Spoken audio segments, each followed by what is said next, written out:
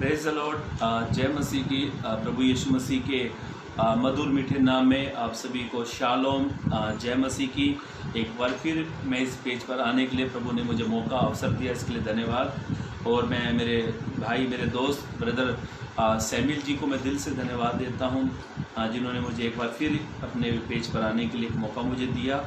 प्रभु उनको, उनकी सेवकाई को, उनकी मिनिस्ट्री को, उनके घराने को प्रभु ब्लेस करे। और जितने भी लोग इस पेज के साथ जुड़े हुए, प्रभु आप सभी को आशीर्वादित करे, ब्लेस करे। आप जल्द से जल्द वीडियो को शेयर कीजिए। मैं मेरे दूसरे मोबाइल से वीडियो को शेयर कर रहा हूँ ताकि और भी लोग हमारे साथ में जुड़ जाए।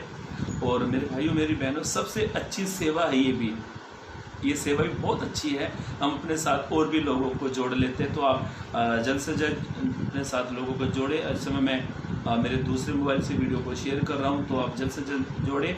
उसके बाद में हम प्रार्थना करके इस सभा की आशीष के लिए और प्रभु की बरकत के लिए हम प्रार्थना करने वाले हैं। जल्द से जल्द आप शेयर करें। मेरा हो गया यहाँ से शेयर करके, आप जल्द से जल्द और वीडियो को शेयर कीजिए।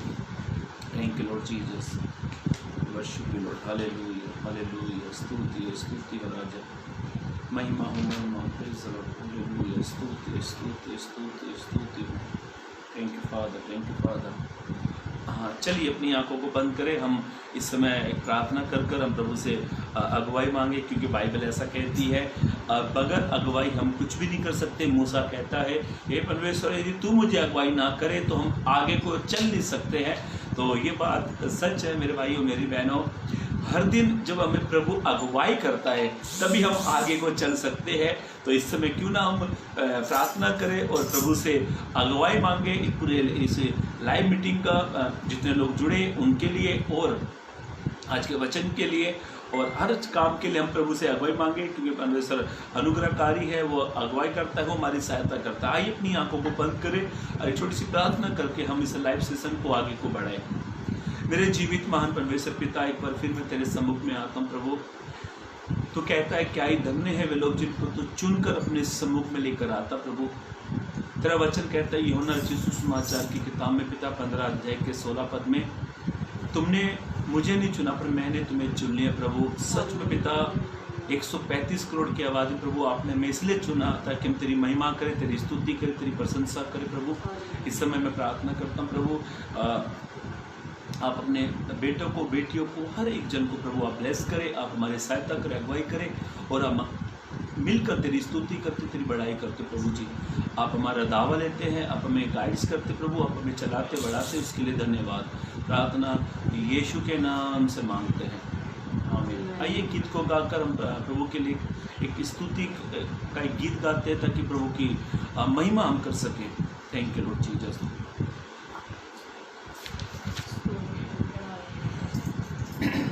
ओ तेरी स्तुति आराधना करता हूँ मैं तुझसे ये प्रार्थना।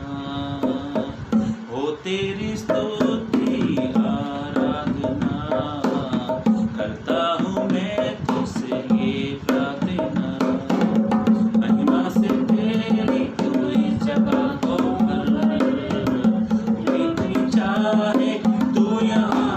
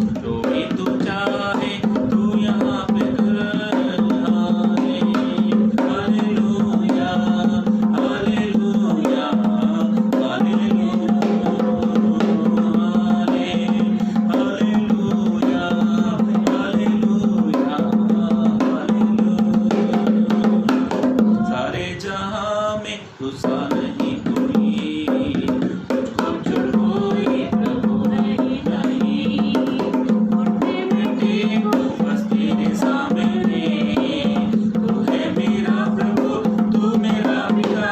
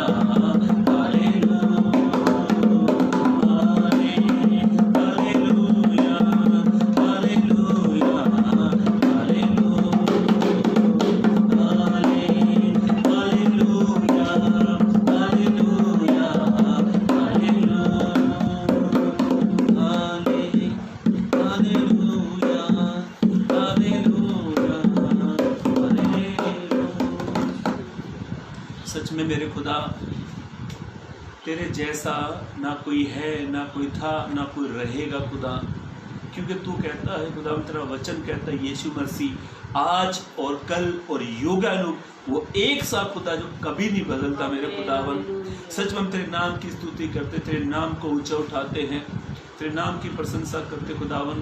तेरा नाम आदर स्तुति के योग्य नाम है खुदावन। तेरी स्तुति करते खुदावन, तेरी प्रशंसा करते हैं। Thank you Lord. आइए गीत को गाकर अपने खुदा के नाम को ऊंचा उठाए, क्योंकि वो नाम सब नामों में आला है। वो नाम सारे, इतने सारे नामों में एक यीशु का नाम श्रेष्ठ है, महान है और वो आदर के योग्य है। क्यों ना हम एक गीत को और गाकर प्रभु की स्तुति करें। यीशु तेरा नाम सबसे ऊंचा है, यीशु तेरा नाम सबसे ऊंचा है, यीशु तेरा नाम सबसे ऊंचा है, यीशु तेरा नाम सबसे ऊंचा है। नारी से गरीबी से शाम से है बुढ़ापा, वो नाम है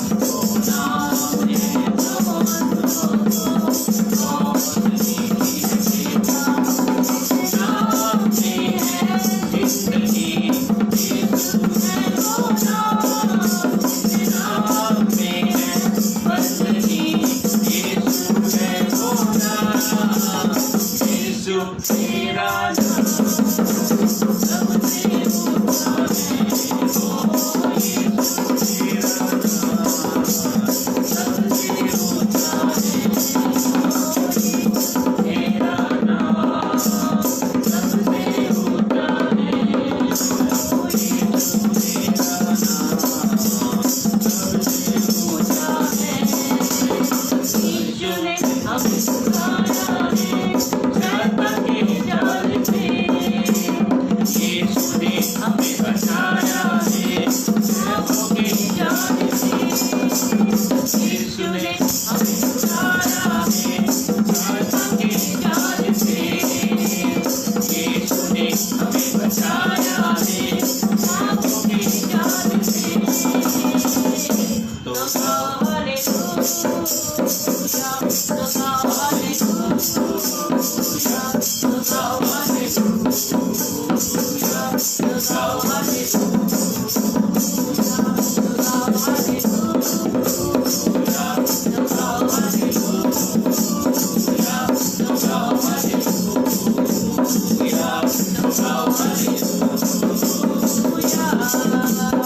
हमने सिखाई है यीशु के नाम से। हमने पाई है क्षमा पाप से। हमने पाई है यीशु के नाम से। हमने पाई है क्षमा पाप से। तो गाओ हालेलुया, तो गाओ हालेलुया, तो गाओ हालेलुया, तो गाओ हालेलुया,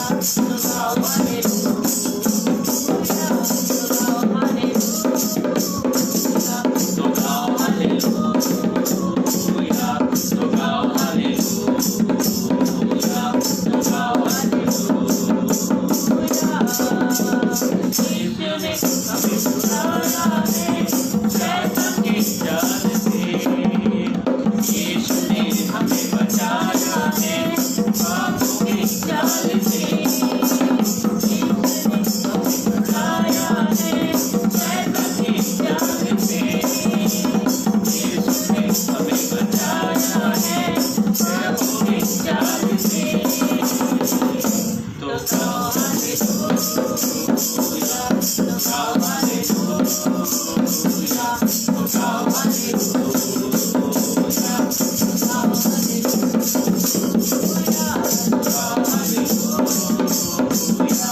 गाओ हालेलुया, तो गाओ हालेलुया, तो गाओ हालेलुया। अब हम ना डरेंगे यीशु जो साथ है। शैतान से हम लड़ेंगे यीशु के नाम से। अब हम ना डरेंगे यीशु जो साथ है। शैतान से हम लड़ेंगे यीशु के नाम से। तो गाओ हालेलुया, तो गाओ हालेलुया, तो गाओ हालेलुया, तो गाओ हालेलुया, तो गाओ हालेलुया, तो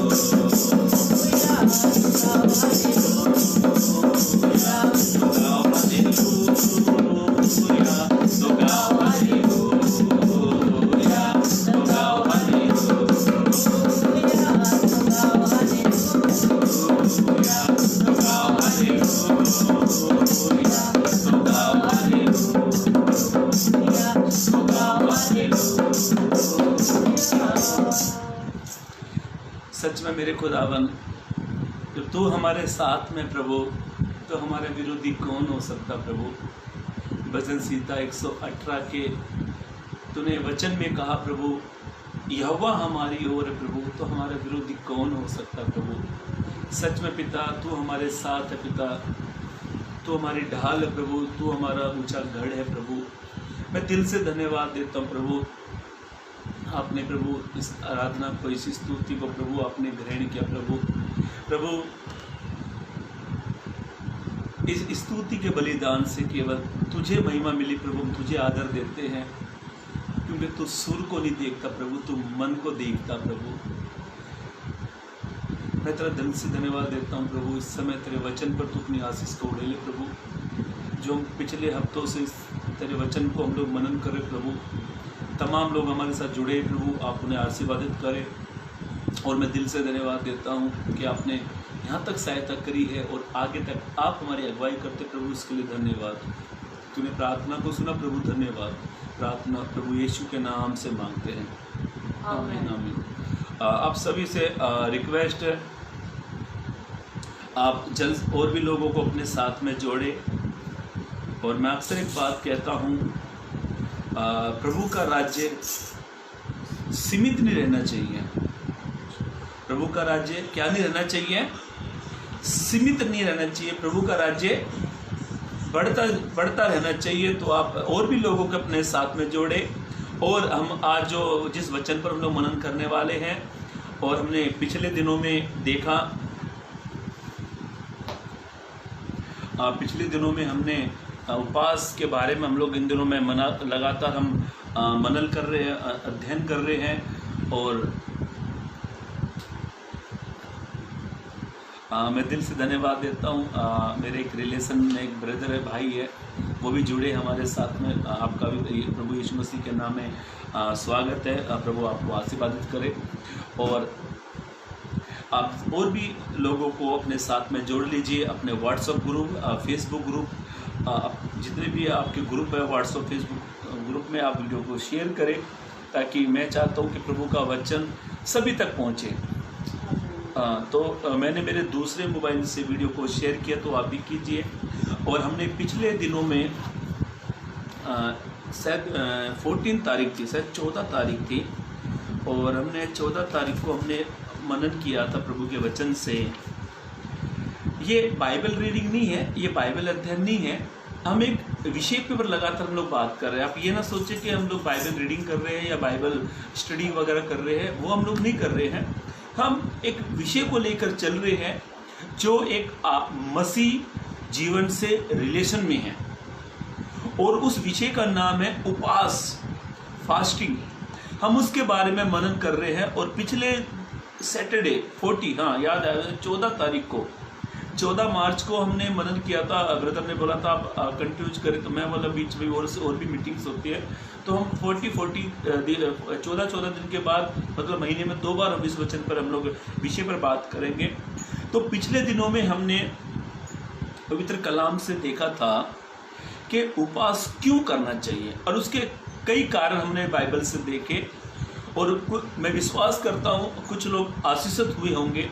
और आज हम देखेंगे पवित्र कलाम से फास्टिंग का दूसरा भाग, पार्ट 2 में हम आज वचन पर मनन करने वाले हैं। उपवास की ताकत, फास्टिंग ऑफ पावर, उपवास की ताकत, हम उसके ऊपर हम लोग मनन करने वाले हैं। देखो, हर एक चीज़ की ताकत है। हर एक चीज़ की क्या होती है? ताकत है। देखो, 10 के नोट की भी ताकत है। 10 का नोट क्या कर सकता है? 10 रुपये तक का 10 का नोट 10 तक ही खरीद सकता है। वो 11 रुपये तक का सामान नहीं खरीदेगा। 2000 का नोट है, 2000 के नोट की अलग पावर है और 10 रुपये की अलग पावर है। इनकी अलग अलग पावर है। वैसे ही जब एक मसीह व्यक्ति, एक धर्मी व्यक्ति जब उपवास करता है, तो उसको ये मालूम होना चाहिए उपवास की ताकत से प्रभु मेरे जीवन में प्रभु काम कर सकता है। और कई लोगों को मैंने अक्सर ये बात हमेशा कहते देखा, और मैं भी उपवास करने में अपने स्टेप को आगे बढ़ा रहा हूँ। जब मेरी शादी नहीं हुई थी तो मैं बहुत लंबे समय तक उपवास कर सकता था, पर अभी काम पे जाता हूँ तो फिर भी जब भी हमारे चर्च में फास्टिंग होती है तो मैं उसमें भाग लेता हूँ, क्योंकि हमें उपवास करना चाहिए। कई लोग कहते हैं क्यों उपवास करें, कुछ उपवास से कुछ लाभ नहीं होते हैं, उपवास से कुछ फायदा नहीं होता है। पर आज हम उपवास के बारे में, उपवास की ताकत पार्ट 2 में हम पवित्र कलाम से देखने वाले हैं। जब एक मसीह व्यक्ति जब उपवास करता है तो प्रभु उसे बल देता और ताकत भी देता है। जब हम फास्टिंग करते हैं ना, तो शैतान के बंधन टूटते हैं। जब हम फास्टिंग करते हैं ना, शैतान को गढ़ को हिला देते हैं। जब हम फास्टिंग करते हैं ना, तो हम परिस्थितियों को बदलने की ताकत रखते हैं। और यहाँ तक कि जब हम फास्टिंग रखते हैं ना, तो खुदा हमें खतरों से भी बचा देता है, परमेश्वर हमें समस्याओं से भी बचा देता है। आइए ज़्यादा समय ना गवाते हुए, मुझे एक घटना एक याद आई। उपवास क्यों करना चाहिए और उपवास की ताकत, ध्यान से सुनना। हम पार्ट 2 में हैं और पार्ट 2 में हम देखेंगे उपवास की ताकत। बाइबल ऐसा बताती है, पवित्र कलाम इस प्रकार से बताता है, यदि आप इज़रा की किताब पढ़े, यदि जब आप इज़रा की किताब पढ़े, ये जो किताब है ये इतिहास से पहले स्टार्ट होती है, शायद इतिहास से पहले ही होती है शायद, हाँ सेकंड इतिहास में समझ चाहता हूँ, हाँ ये नेहमिया से पहले है और इतिहास के बाद की किताब है। इस किताब में जब मैं इसको पढ़ रहा था तो मैंने एक चीज़ बड़ी अच्छी लगी यहाँ पर, और वही ये इतिहास की एज़रा की जो किताब है उसमें कई घटनाएं हैं, पर मैं आपको रेफरेंस कुछ नहीं दे रहा, आपको मैं उसमें से कुछ एक बात बताने वाला हूँ। पवित्र कलाम इस प्रकार से कहता है, एज़रा की जो किताब है वे लोग प्रभु का भवन बना रहे थे। एज़रा की किताब में हम लोग देख सकते हैं, वे लोग एज़रा की किताब में जो यहूदी लोग थे, इजरायली जो लोग थे, वो प्रभु का भवन बना रहे थे, और उसमें कुल 10 चैप्टर एज़रा की किताब में। उन दिनों में एक राजा था, और जब एज़रा उस राजा के पास में आया, उस राजा का आप नाम पढ़ लेना, तो उस राजा का नाम पढ़े, एक मिनट, एज़रा की किताब उसका 7 अध्याय पद 21 को पढ़े। एज़रा की किताब उसका 7 अध्याय पद 21 को पढ़े। मैं अर्थशस्त्र राजा यह आज्ञा देता हूँ। हाँ, क्या नाम है? अर्थशस्त्र राजा। बस ये राजा का नाम मैंने इसलिए आपसे पढ़ाया।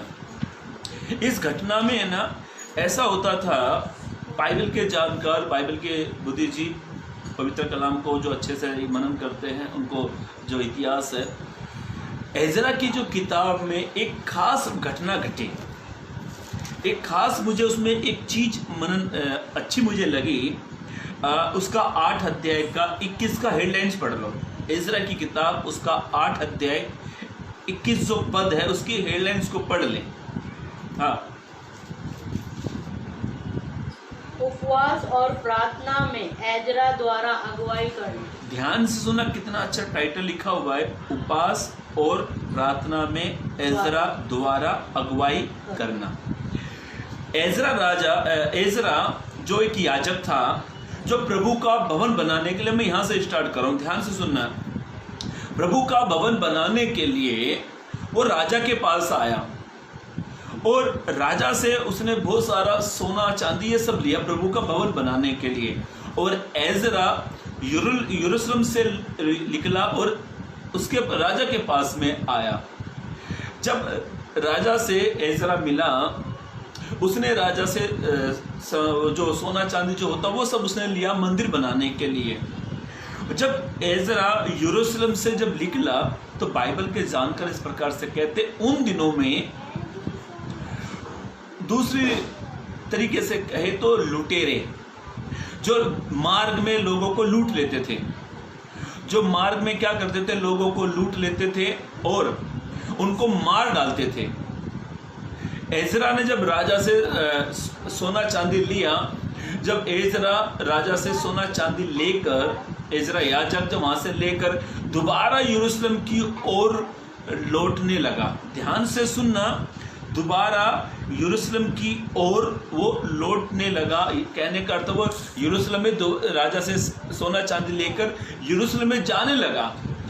एज़रा को भली भांति मालूम था, और जो लोग थे एज़रा के साथ में, उनको भी भली भांति मालूम था कि मार्ग में क्या होएगा, लूट लेंगे, मार्ग में हमारी जान का खतरा है, मार्ग में हमें लोग मार डालेंगे। एज़रा ने जब वे वहां से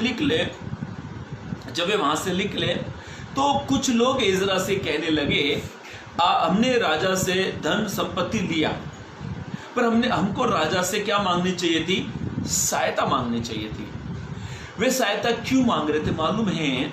क्योंकि जिस मार्ग से एज़रा आया था ना यरूशलेम से, उसी मार्ग में उन दिनों में क्या होता था, लुटेरे थे जो लोगों को लूट लेते थे, उनको मार डालते थे। पवित्र कलाम इस प्रकार से कहता है कि एज़रा और एज़रा के साथियों ने राजा से सहायता नहीं मांगी है। ये घटना मैं आपको इसलिए बता रहा हूं, फिर मैं आगे अपने वचन पर आऊंगा। राजा से सहायता नहीं मांगी है, पर उसने एक काम किया, उपवास और प्रार्थना के द्वारा उसने प्रभु से अगुवाई मांगी। अब इस वचन को पढ़े, एजरा उसका 8 अध्याय 23 पद को पढ़ ले। हाँ, इसी विषय पर हमने उपवास करके, उनका विषय क्या था मालूम है? दुश्मनों से बचने के लिए, जो मार्ग में लूट लेते थे उनसे बचने के लिए उनका ये विषय था। और ऐसा लिखा है, इसी विषय में हमने उपवास कर कर अपने परमेश्वर से प्रार्थना की कि उसने हमारी सुनी। अभी ध्यान से सुने मेरे भाइयों मेरी बहनों, अब मैं मेरे वचन पर आता हूँ। कभी कभी हमें कई समस्याओं का डर आ जाता है। कई बार हमें क्या होता है, पता नहीं हमारा आगे चलकर हमारा फ्यूचर क्या होगा, हम आगे चलकर क्या करेंगे, कैसे हम आगे बढ़ेंगे। क्या हमारे जीवन में बहुत सारी तकलीफों को देखकर, समस्याओं को देखकर हम कई बार क्या करते हैं, इंसानों की ओर निहारने लगते हैं। हम सोचते हैं कि ये हमारी सहायता करेगा। एजरा ने राजा से सहायता नहीं ली, पर एजरा ने अपना विषय को लेकर उपवास किया, प्रार्थना की, और उपवास और प्रार्थना का रिजल्ट मालूम है क्या मिला? एजरा सही सलामत यरूशलेम में लौट गया। बोलो हालेलुया। मेरे भाइयों मेरी बहनों, जब जब आपको डर लगता है, जब जब आपको कुछ डर लगता है, आप घबरा जाते हो, आप उपवास और प्रार्थना करें और उसकी ताकत का रिजल्ट देखें। ऐसा लिखा है, एजरा वापिस यरूशलेम में लौट गया और उसको कुछ डर नहीं, उसको जो खतरा था, जो बाकी जो लोग थे वे जो डरे हुए थे। ऐसा लिखा है, एजरा के जीवन में प्रभु का एक अद्भुत काम हुआ। मेरे भाइयों मेरी बहनों, प्रभु की अभिषिक्तों, मैं आपसे एक बात कहना चाहता हूं, जब आपको खतरा लगे, डर लगे, समस्याओं को लेकर, बीमारी को लेकर, कर्जे को लेकर, अलग अलग समस्याओं को लेकर जब आप डरते हो, आप एक काम करें, उपवास और प्रार्थना करें ताकि प्रभु के अद्भुत कामों को देखें। एजरा यरूशलेम से राजा के पास में आया, धन संपत्ति ली, पर उसको वापस आने के लिए एजरा ने बीच में ही फास्टिंग करी, उपवास किया, प्रार्थना करी। और बाइबल ऐसा कहती है, पवित्र कलाम इस प्रकार से कहता है, जब हम फास्टिंग करते हैं, हम जब उपवास करते, प्रार्थना करते हैं, तो एक भी शैतान का शत्रु या एक भी शैतान का वार हम पर नहीं जाएगा, क्योंकि यहोवा हमारे साथ में रहता है।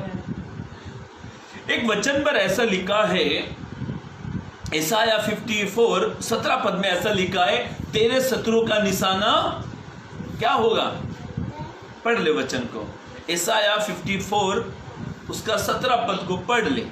जितने हथियार तेरी हानि के देखो ऐसा लिखा है, जितने भी हथियार तेरी हानि के लिए बनाए हैं उनमें से कोई सफल ना हो। आमीन, उनमें से कोई सफल नहीं होगा, क्योंकि यहोवा हमारे साथ में रहता है। मेरे भाइयों मेरी बहनों, आप उपवास की ताकत का रिजल्ट देखें। एजरा को भली भांति मालूम था कि लोगों को लूट लिया जाता था, लोगों को मार डाला जाता था, पर एजरा ने एक बहुत अच्छा काम किया। उसने उपवास और प्रार्थना के द्वारा जब उसने अपने लोगों की अगुवाई करी, वो सही सलामत अपने स्थान यरूशलेम में लौट गया है। कई बार क्या होता है, हमारे आध्यात्मिक जीवन में, हमारे जीवन में क्यों काम नहीं हो पा रहे हैं, क्यों हम समस्या में गिर जाते हैं? कहीं ना कहीं हम फास्टिंग नहीं करते, उपवास नहीं करते। मैंने पिछली वीडियो में बताया था उपवास क्यों करना चाहिए, उपवास का फायदा क्या होना चाहिए, और आज हम देख रहे हैं उपवास की ताकत, फास्टिंग ऑफ पावर। उपवास की ताकत को देखें, आप चक्कर देखें यहोवा कैसा भला है। भजन संहिता 34 से 8 या 7 में लिखा है, परख कर देख लो। मेरे भाइयों मेरी बहनों, यदि आप उपवास नहीं करते हैं, यदि आप फास्टिंग नहीं करते हैं, इसीलिए हमारा आत्मिक जीवन, हम आत्मिक रूप से बड़े कमजोर हो गए। मेरे भाइयों मेरी बहनों, एजरा ने फास्टिंग किया, उपवास किया, और जिस स्थान से वो निकलकर, यरूशलेम से निकलकर राजा के पास में आया, वो चाहता तो राजा से हेल्प मांग सकता था, वो चाहता राजा के कुछ सैनिकों को अपने साथ में ले सकता था, वो चाहता जो राजा के पास बहुत सारे लोग थे, अच्छे योद्धा थे, सूरवीर थे, वो उनमें से कुछ लोगों को ले सकता था, पर ध्यान से सुने, वो मनुष्य की ओर नहीं देखता था, वो खुदा की ओर देख रहा था। कई बार हम क्या करते हैं, हम मनुष्य की ओर निहारते हैं, और बाइबल ऐसा कहती है, पवित्र कलाम इस प्रकार कहता है, भजन 34 उसके 5 पद में लिखा है, जितनों ने उसकी ओर दृष्टि की उनके मुंह कभी काले नहीं हुए, वरन उन्होंने ज्योति को पाया। और बाइबल ऐसा कहती है, पवित्र कलाम इस प्रकार से कहता है, भजन संहिता उसका 31 अध्याय पहले पद में वहां पर ऐसा लिखा है, जो यहोवा पर भरोसा रखते हैं वे कभी लज्जित नहीं होते हैं। हम किस पर भरोसा कर रहे हैं, हम किससे सहायता मांग रहे हैं?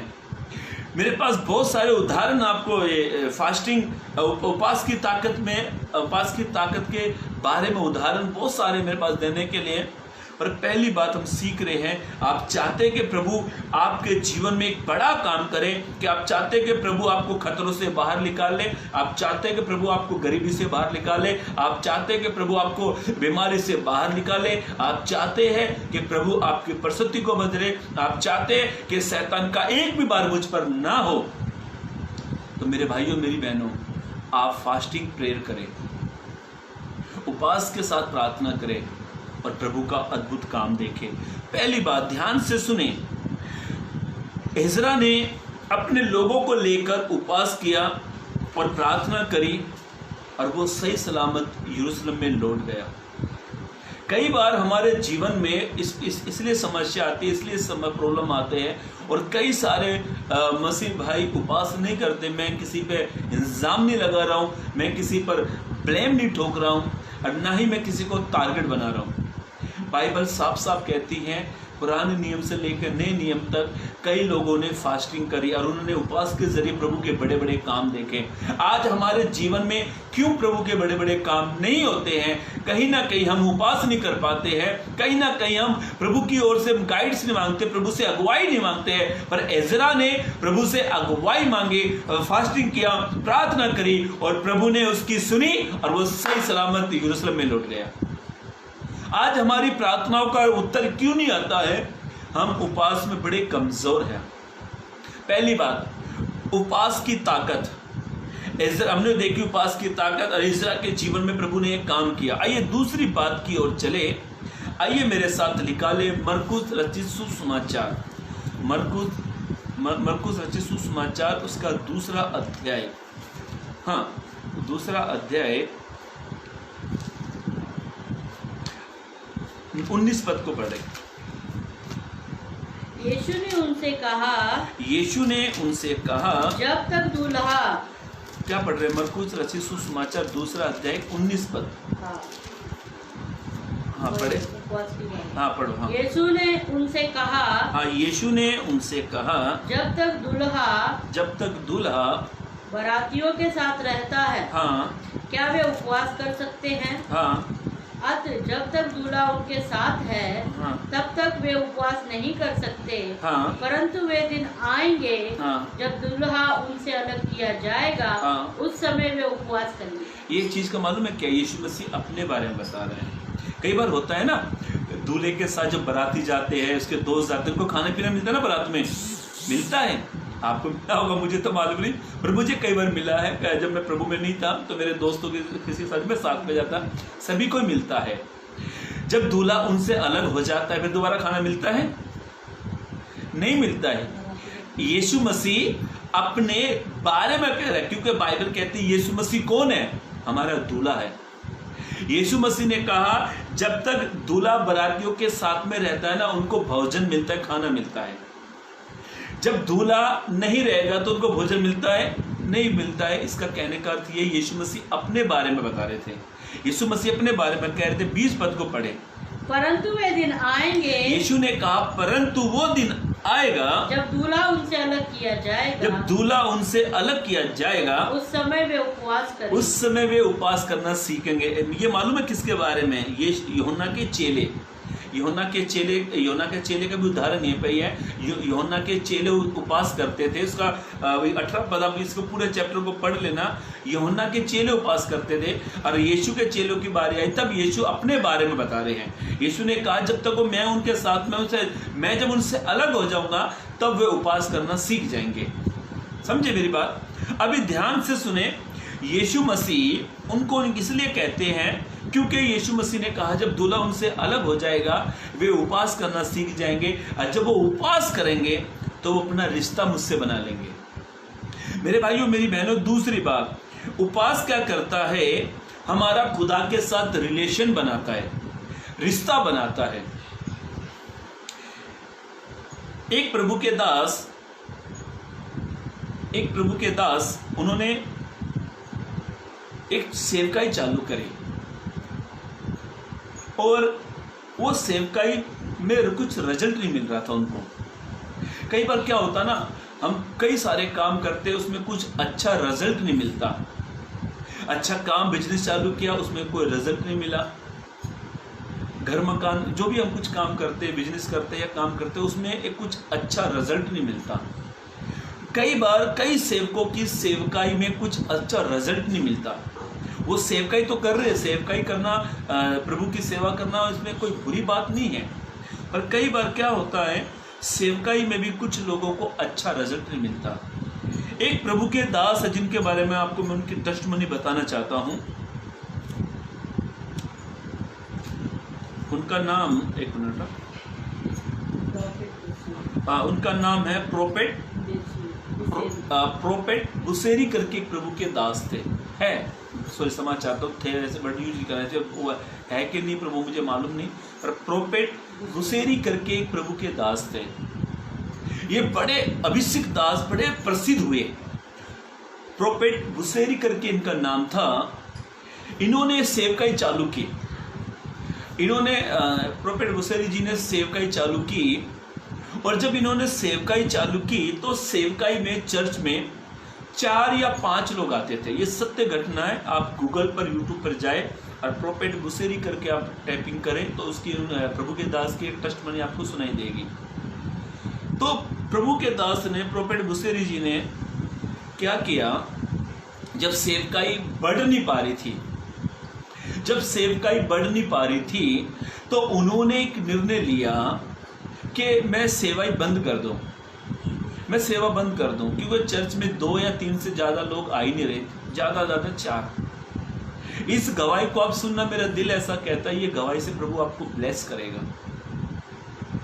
प्रभु के दास प्रोपेट बुसेरी जी ने निर्णय लिया कि मैं सेवकाई बंद कर दूंगा, और कई, आप अच्छी भली बातें जानते हो, और कई लोगों ने सेवकाई बंद भी कर दी है। पौलुस कहता तुम तो भली भांति दौड़ रहे थे, आखिर तुम्हें किसने रोक दिया? प्रोपेट बुसेरी जी ने निर्णय लिया कि मैं सेवकाई बंद कर दूंगा। एक दिन इनके मन में आया, इन्होंने निर्णय लिया, इन्होंने कहा मैं उपवास प्रार्थना करूंगा। ये सत्य घटना है।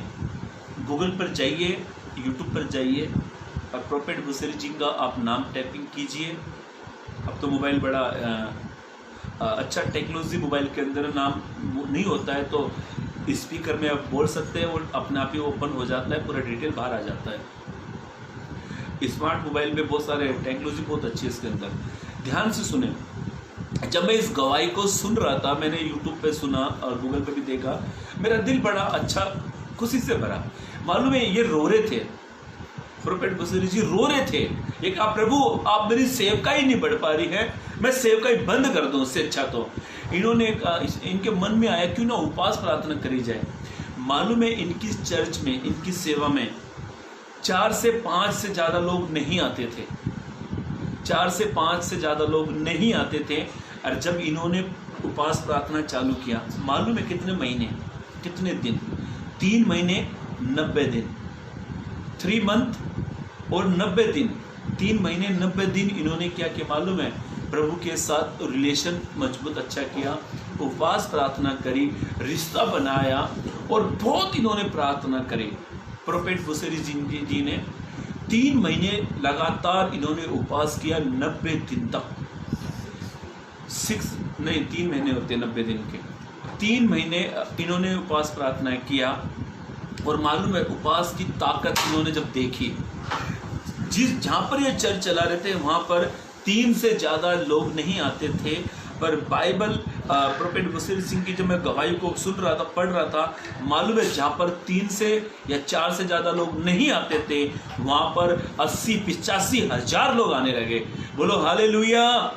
ये क्यों होता है? ये कैसा हमें रिजल्ट मिलता है? जब हम फास्टिंग प्रेयर करते हैं, जब हम फास्टिंग करते हैं, उसकी ताकत का रिजल्ट देखें। और परफेक्ट बशीर सिंह की के सेवकाई में इतना डेवलप हुई, इतना लोग बढ़ने लगे, जगह कम पड़ने लगी और 80-85 हज़ार लोग चर्च में आने लगे। जिस चर्च में 2 या 3 लोग आते थे, जिस चर्च में 4 से 5 लोग आते थे, जब प्रभु के दास ने 3 महीना 90 दिन जब फास्टिंग प्रार्थना करी और इसने जब उपवास प्रार्थना करी, तो उसने उपवास की ताकत को देखा और जो सेवकाई डाउन हो चुकी थी, जो सेवकाई में कुछ रिजल्ट नहीं आ रहा था, वो सेवकाई अचानक से बढ़ने लगी।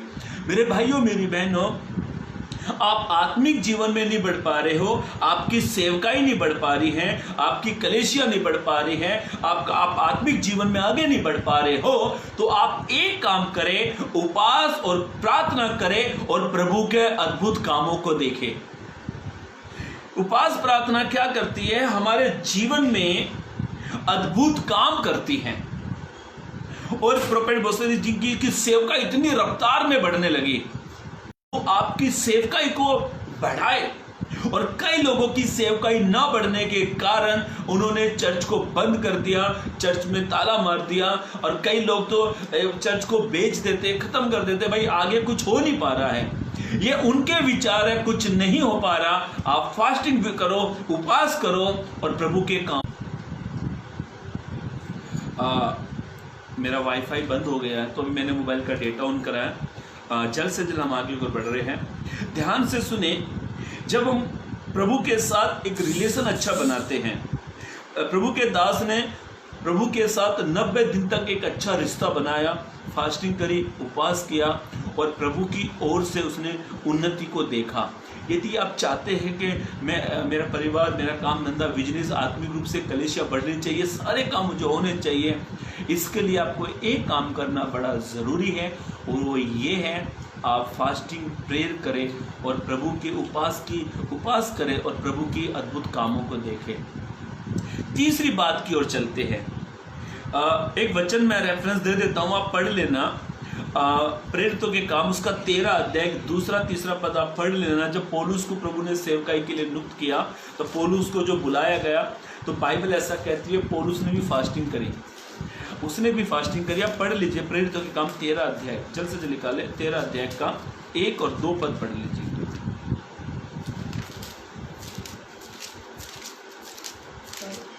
हाँ पढ़े, हाँ दूसरे पद से पढ़ लीजिए। जब वे उपवास सहित प्रभु की उपासना कर रहे इसकी थे, हेडलाइंस पे पढ़े, क्या लिखा वहाँ पर? बरनबास और साउल का भेजा जाना। साउल कौन था? पौलुस। हाँ अब पढ़े। अंताकिया की कलीसिया में हाँ कई भविष्यवक्ता हाँ और उपदेशक थे, हाँ जैसे बरनबास हाँ और समोन हाँ जो निगर कहलाता है, हाँ और लुकियुस कुरेनी, हाँ और चौथाई देश के राजा ये हेरोदेस। अंताकी कलीसिया के बारे में बताया गया, जिस कलीसिया में इतने लोग रहते थे, कलीसिया के मेंबर थे, जो भी जाके पढ़े। हाँ राजा हेरोदेस का दूध भाई मनाहेम और हाँ, साउल हाँ, जब वे उपवास सहित प्रभु की उपासना कर रहे थे, हाँ, तो पवित्र आत्मा ने कहा, मेरे लिए बरनबास और साउल को हाँ। उस काम के लिए अलग करो जिसके लिए मैंने उन्हें बुलाया। क्या लिखा है? उस काम के लिए अलग करे। जब हम फास्टिंग करते हैं ना, जब हम फास्टिंग करते हैं, उपवास करते हैं, तो उसकी ताकत हमें मिलती है और प्रभु हमको सेवकाई के लिए नियुक्त करता है, अलग करता है, सेलेक्ट करता है। ध्यान से सुने, कई लोग रोते हैं, पता नहीं प्रभु ने मेरे लिए क्या रखा है, प्रभु मैं पता नहीं सेवा करूंगा कि नहीं करूंगा। कई लोग रोते हैं, कई लोगों की इच्छा भी होती है सेवा करने के लिए। मेरी बहुत इच्छा है, मैं दूसरों को तो नहीं कह सकता, मेरी बहुत इच्छा है, आगे का मैं नहीं, मेरी बहुत इच्छा है, कई लोग रोते हैं।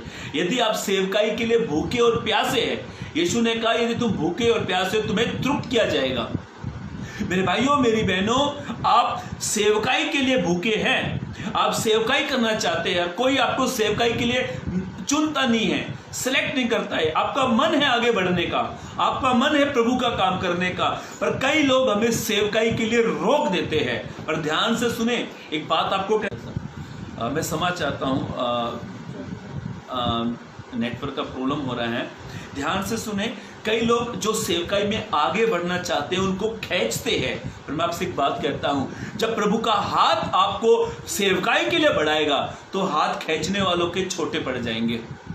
आप कभी मत सोचें, कभी ना डरे, मुझे सेवकाई के लिए प्रभु कब नियुक्त करेगा। जब आप फास्टिंग करेंगे, उपवास करेंगे। बरम्मा और पौलुस को पवित्र आत्मा ने कहा इन दोनों को क्या करो, मेरे काम के लिए क्या करो, अलग कर दो। जल्द से जल्द आगे बढ़े, हाँ जल्द से जल्द, हाँ उसी को। जब वे उपवास सहित प्रभु की उपासना कर रहे थे, ऐसा लिखा, जब वो उपवास सहित प्रभु की उपासना कर रहे थे, उसकी आराधना कर रहे थे, तो पवित्र आत्मा ने कहा, ऐसा लिखा, कोई व्यक्ति ने नहीं कहा है, पवित्र आत्मा ने कहा है मेरे लिए।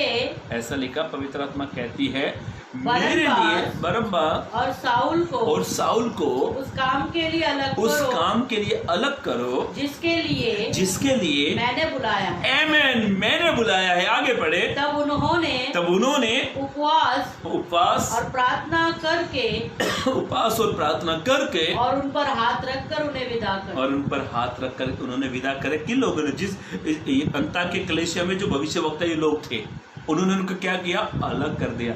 मेरे भाइयों मेरी बहनों, इसको पढ़कर मेरा मन बड़ा आनंदित हुआ। इसको मैं आप समझाऊँ ये क्या प्रभु कहता है। जब उपवास करते हैं, फास्टिंग करते हैं, तब प्रभु हमको सेवकाई के लिए अलग कर लेता है। प्रभु आपको अलग करता है, ये मेरा है, ये मेरे लिए काम करेगा। इसीलिए तीसरी बात, जब हम फास्टिंग उपवास करते हैं तो प्रभु हमको सेवकाई के लिए चुन लेता है। मतलब कि है परमेश्वर में कॉलिंग करता है, ताकि आप मेरी सेवकाई के लिए रेडी है। ना कोई मनुष्य रेडी कर रहा है, ना कोई पास्टर रेडी कर रहा है, ना कोई इमेजिनिस्ट रेडी कर रहा है, ना कोई चर्च के लोग चुन रहे हैं। पर ध्यान से सुने, जब आप उपवास करते हैं, फास्टिंग करते हैं, तो पवित्र आत्मा आपको सेवकाई के लिए चुनेगा। क्या छोटे क्या बड़े, प्रभु के राज्य के लिए, प्रभु के लिए सारे के सारे इक्वल है।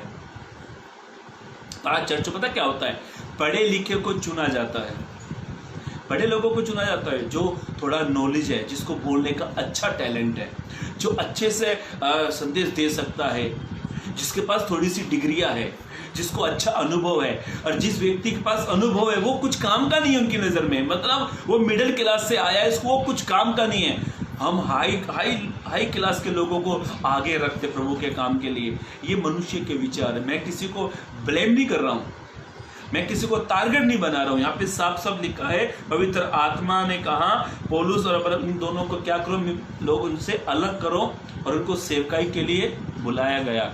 ध्यान से सुनिए, जब प्रभु आपको सेवकाई के लिए बुला रहा है तो दुनिया के हाथ छोटे पड़ जाएंगे, उनके हाथ छोटे पड़ जाएंगे आपको आत्मिक जीवन में आगे बढ़ने से रोकने से। जब उसका हाथ हमें बढ़ाएगा ना, दुनिया के हाथ छोटे पड़ेंगे। चौथी बात को चले।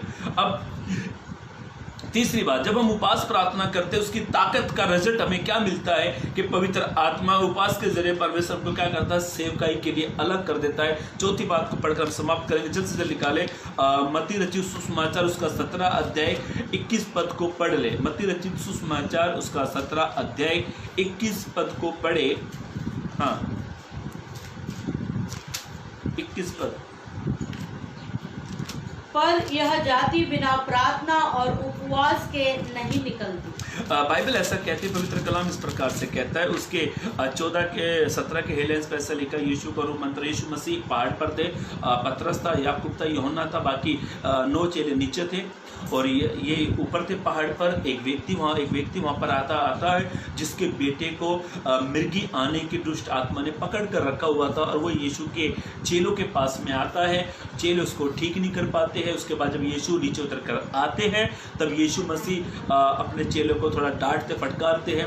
तब उस बेटे को ठीक करके ही उनको विदा करते हैं। तो यीशु के चेले यीशु को एक अंत में ले जाकर पूछते, गुरुजी कौन सा मंत्र मारा आपने, जरा बताओ हमें। गुरुजी से पूछते हैं और गुरुजी उनको कहता है पर ये सब जाति, देखो वहाँ पर उस व्यक्ति के बच्चे के अंदर क्या कितनी दुष्ट आत्मा थी, मिर्गी की तकलीफ थी उसके अंदर मिर्गी की दुष्ट आत्मा थी। पर यीशु मसीह क्या कहता है, अपने चेलों को बताता है पर ये सब जातियां बिना प्रार्थना और उपवास के पड़े नहीं निकल सकती। आप इसका कहने का अर्थ ये है, इन शैतान को हराना है, शैतान के बंधनों को तोड़ना है तो उपवास और प्रार्थना करे और सारे शैतान की जातियों को सत्यानाश करे। आपको शैतान के गढ़ों को हराना है, बंधनों को तोड़ना है। यदि आपके चर्च में, यदि आपके आसपास में, यदि आपके रिलेशन में, यदि आपकी कलीसिया में कोई ऐसा व्यक्ति है जो दुष्ट आत्मा से भरा हुआ है तो उसके लिए आपको फास्टिंग करनी है, प्रार्थना करनी है ताकि आप शैतान के कामों को खराब कर दे, नाश कर सकें। मेरे पास मेरी खुद की गवाही थी बताने के लिए, पर समय इतना नहीं है। चौथी बात, जब हम फास्टिंग उपवास करते हैं तो हम शैतान पर विजय प्राप्त करते हैं। यीशु ने अपने चेलों को बताया कि तुम शैतान पर कैसे विजय प्राप्त कर सकते हो। यीशु ने अपने शैतान को बताया, अपने चेलों को सिखाया, बताया कि तुम शैतान को हराना चाहते हो, कि तुम शैतान के बंधनों को तोड़ना चाहते हो, तुम शैतान के कामों को नाश करना चाहते हो, तो उसके लिए तुम्हें उपवास करना है, प्रार्थना करनी है ताकि तुम शैतान के कामों को नाश कर दो। आज क्या हो रहा है, हमारे जीवन से हम फास्टिंग नहीं कर पा रहे हैं, इसीलिए शैतान हम पर हर दिन हमला करता है, हमें पाप में गिराता है, गलत रास्ते पर लेकर जाता है। और कई बार शैतान कई सालों से हमारे जीवन में बीमारियों को लेकर आता है, जकड़ के रखता है, पकड़ के रखता है।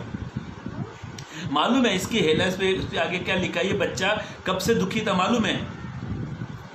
इसका 14-15 पद पढ़े। हाँ 14-15। जब वे भीड़ के पास पहुँचे, हाँ, तो एक मनुष्य उसके पास आया, हाँ, और घुटने टेक कर कहने लगा, देखो कितना नम्र हो गया ये पिताजी, घुटने टेक कर कहने लगा, हे प्रभु मेरे पुत्र पर दया कर, हाँ, क्योंकि उसको मिर्गी आती है, हाँ, और वो बहुत दुख उठाता है, हाँ, और बार बार आग में, बार बार पानी में गिरता पड़ता है। मैं उसको तेरे चेलों के पास लाया था, हाँ, पर वे उसे अच्छा नहीं कर सके। हाँ, यीशु ने उत्तर दिया, हाँ, हे अविश्वासी, हाँ, और हठीले लोगों, हाँ, मैं कब तक तुम्हारे साथ रहूंगा, हाँ, कब तक तुम्हारी सहूंगा, हाँ, उसे यहाँ मेरे पास लाओ। हाँ, तब यीशु ने हाँ, दुष्ट आत्मा को डांटा, और वह उसमें से निकल गई, और लड़का उसी घड़ी अच्छा, लड़का क्या लिखा है, उसी घड़ी अच्छा हो गया। यदि आप चाहते हैं कि प्रभु का काम हमारे जीवन में अद्भुत रीति से आए तो प्रभु है ना फुर्ती से काम करने वाला ईश्वर है। आज प्रभु कहता है, यीशु ने अपने चेलों को डांटा, फटकारा और आगे के लिए उनको सिखाया, सावधान किया कि तुम आने वाले दिनों में जब मैं तुम्हारे साथ नहीं रहूंगा तो तुम कैसे तुम्हें सेवकाई करने, क्या तुम किस प्रकार का तुम्हें आगे बढ़ रहा है। और यीशु क्या कहते हैं, मैं तुम्हारी कब तक सहूंगा। हठीले अविश्वासी यीशु ने अपने चेलों को कहा। कहने का अर्थ मेरे भाइयों मेरी बहनों, शैतान पर विजय प्राप्त करनी है, शैतान को हराना है तो आपको उपवास और प्रार्थना करनी है और शैतान पर विजय पाना है। हमने 4 बातों को देखा, वापस से रिपीट करके समाप्त कर देता हूँ। पहली बात, उपवास की ताकत। एजरा ने अपने साथियों के साथ उसने फास्टिंग करी, उपवास किया और यरूशलेम से वो लौट कर आया, यरूशलेम में से आया था और सोना चांदी लेकर जब वापस यरूशलेम में वो जा रहा था जहाँ पर प्रभु का वो मंदिर बना रहे थे, तो ऐसा लिखा है प्रभु ने उसको सुरक्षा वहाँ पर पहुँचाया। कहने का अर्थ ये है कि एजरा के जीवन में प्रभु ने एक काम किया, उसको बचाया और वो सही सलामत यरूशलेम में लौटा। पहली बात, जब हम उपवास करते हैं तो प्रभु हमारे जीवन में काम करता है, पहली बात। दूसरी बात, जब हम उपवास करते हैं तो हमारा रिश्ता प्रभु के साथ अच्छा होता, मजबूत होता है। तीसरी बात, जब हम उपवास करते हैं तो प्रभु हमको सेवकाई के लिए सेलेक्ट करता है, पसंद करता है। चौथी बात, जब हम उपवास करते हैं तो प्रभु हमें शैतान पर विजय प्राप्त करने के लिए ताकत देता है। तो प्रभु इस वचनों के जरिए आपको आशीष दे, चलने के लिए मदद और सहायता करें और इस वीडियो को आप आगे से आगे और शेयर करें ताकि हर एक व्यक्ति उपवास के बारे में जान ले और उपवास की ताकत के बारे में वो सीख ले, ताकि आने वाले समय में वो एक उपवास करे और प्रभु के अद्भुत कामों को देखे। God bless you, praise the Lord.